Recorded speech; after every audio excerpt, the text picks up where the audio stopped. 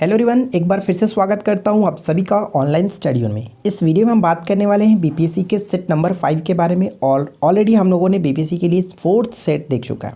अगर आपने नहीं देखा तो जाकर के ज़रूर देखें, काफ़ी अच्छे क्वेश्चन है, रिवाइज आपका हो जाएगा एग्जाम्स के लास्ट टाइम में, तो ज़रूर चेक करें, ठीक है।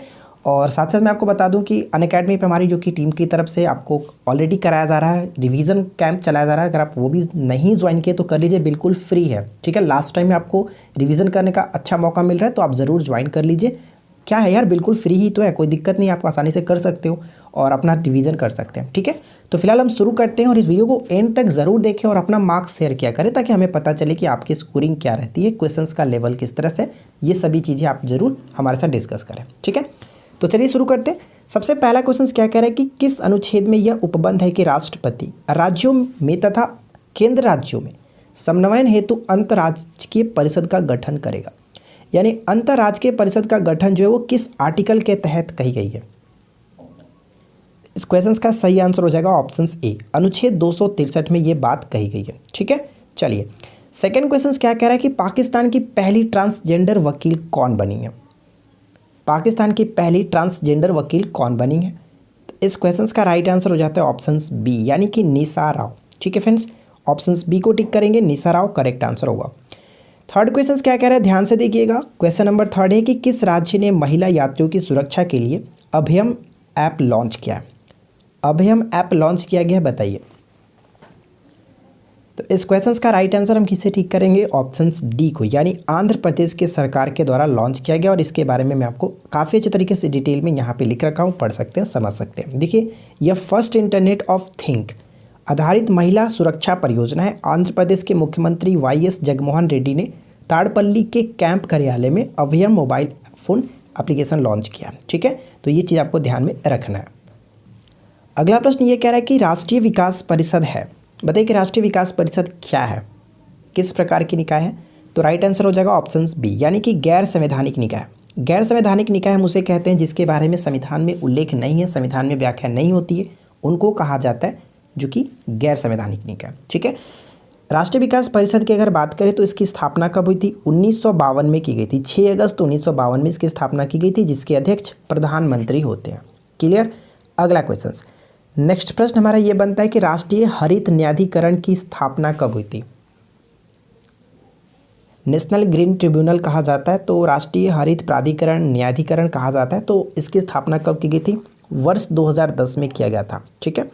अभी पूछा जा सकता है इसका वर्तमान में अध्यक्ष कौन है, तो आदर्श कुमार गोयल, ये नाम याद रखिएगा, आदर्श कुमार गोयल। क्वेश्चन नंबर 6 क्या कह रहा है कि निम्नलिखित में से किस संत को सुल्तान तारिकीन कहा गया है। सुल्तान तारिकीन कहा गया है किस संत को, बताइए। तो इस क्वेश्चन का राइट आंसर हो जाता है ऑप्शंस, हम यहाँ पे किसे टिक करेंगे, बी, यानी कि हमीदुद्दीन नागौरी को कहा गया है। ऑप्शन बी बिल्कुल सही आंसर होगा।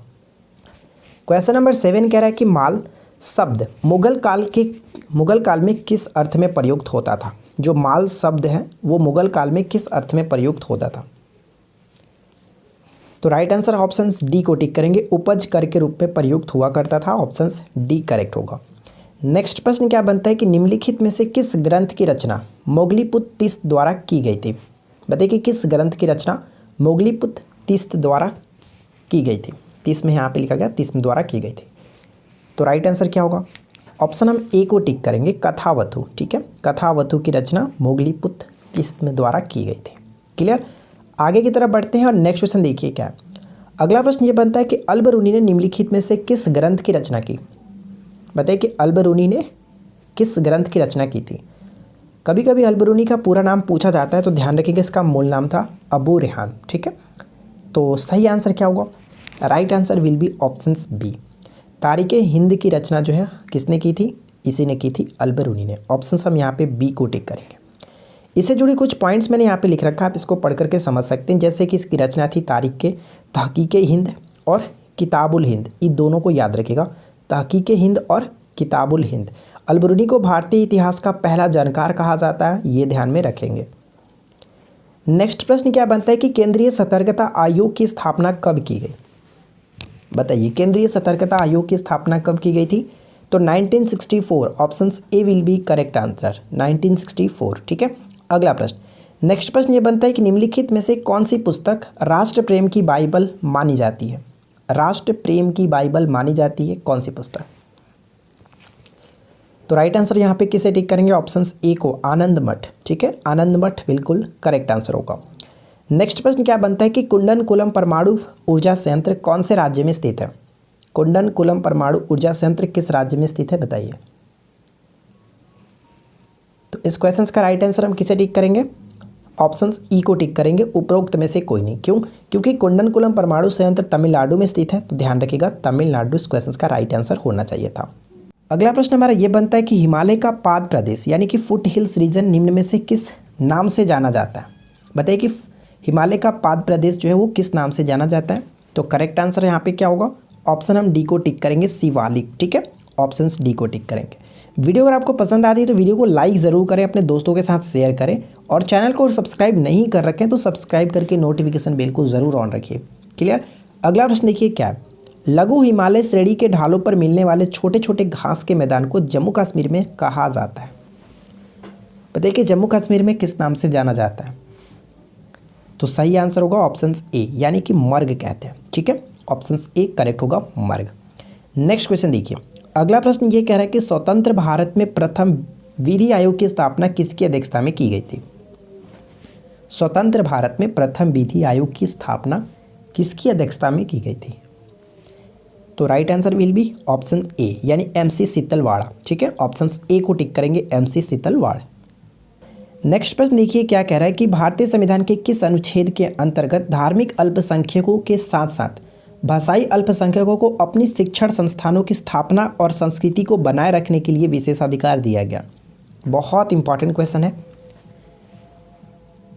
तो सही आंसर यहाँ पे ऑप्शन बी को टिक करेंगे, अनुच्छेद 30 बिल्कुल करेक्ट होगा। अनुच्छेद 29 में अगर हम बात करें तो अल्पसंख्यकों के हितों की सुरक्षा के बारे में बात कही गई है। क्लियर?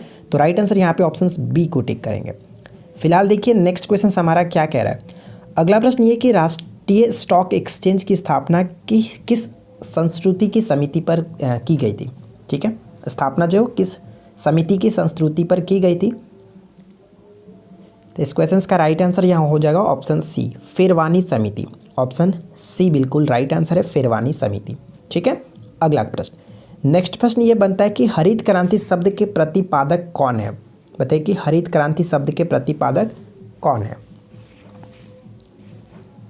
मुझे उम्मीद है कि आप लोगों को हमारा ये क्वेश्चन जो कि अच्छा लग रहा होगा। वीडियो पसंद आए तो लाइक ज़रूर करके जाइएगा। ठीक है, हरित क्रांति शब्द के प्रतिपादक कौन है? तो करेक्ट आंसर यहाँ पे होगा option A, William God. Clear? Option A को टिक करेंगे। नेक्स्ट प्रश्न में क्या कह रहा है कि किस देश की सीमा जो कि कैस्पियन सागर से नहीं मिलती है?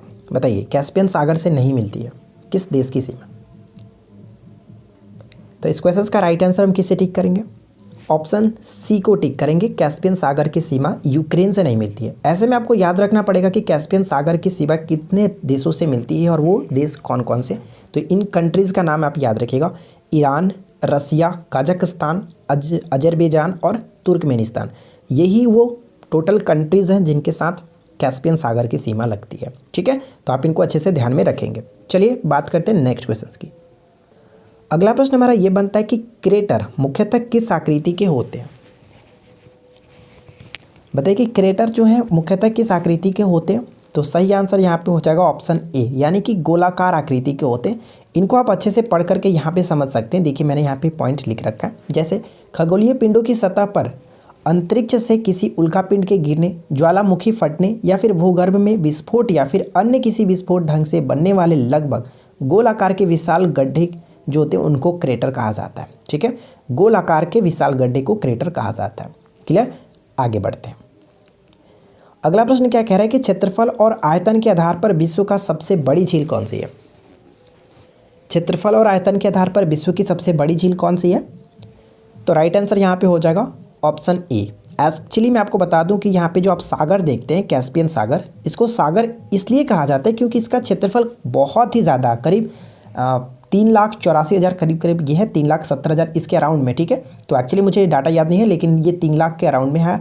इतना ज़्यादा क्षेत्रफल होने की वजह से करीब ये सागर की तरह दिखता है, इस वजह से इसको एक झील ना कह करके सागर कहा जाता है। ठीक है, तो इसी तरह से आप याद रखेंगे कैस्पियन झील ही होता है लेकिन ये इसका सागर कहा जाता है, बहुत अधिक क्षेत्रफल होने की वजह से।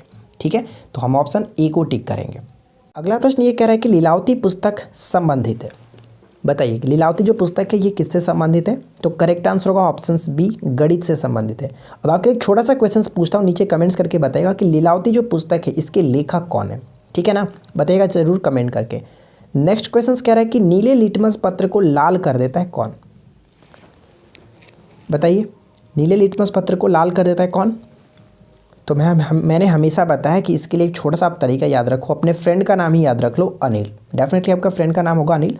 तो देखिए अनिल से आप किस तरह से याद रख सकते हैं, जो अम्ल होता है वो क्या करता है, नीले लिटमस को लाल कर देता है। इस तरह से आप आगे बढ़िए, जो अम्ल होता है वो नीले लिटमस पत्र को लाल कर देता है, तो नीले को लाल कर देता है यानी कि अम्ल। करेक्ट आंसर ऑप्शन सी हो जाएगा। नेक्स्ट वन देखिए क्या कह रहा है कि आधुनिक आवर्त नियम के प्रवर्तक हैं। आधुनिक आवर्त नियम के प्रवर्तक हैं, तो इस क्वेश्चन का राइट आंसर हम किसे टिक करेंगे?